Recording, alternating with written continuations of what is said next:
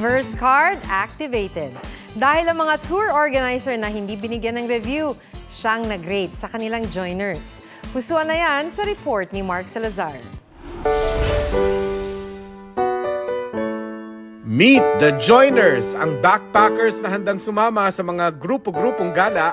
Ang model daw sa tuktok ng bundok. Ang mabilis daw sa trail pero sa gear check, fail. At ang sa late, ayaw mag-wait.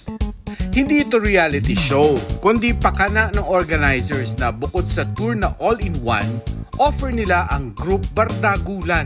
Sabi ko, baka pwede naman mag-iwan kayo ng page review sa Badlaya, di ba? Parang masaya naman sila dun sa service namin.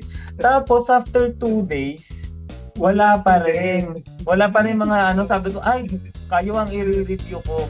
Ang joiner na si Tin, 9 out of 10. Nadulas siya sa bangin, bumangon, nagpagpag, tapos naglabas ng foundation at lipstick. Nakakontour ang face kahit muntik na mamatay. Itong si Otep naman, 8.5. Pogi! Pero sobrang tahimik sa trail. Minsan na nga lang magkwento, bulol pa.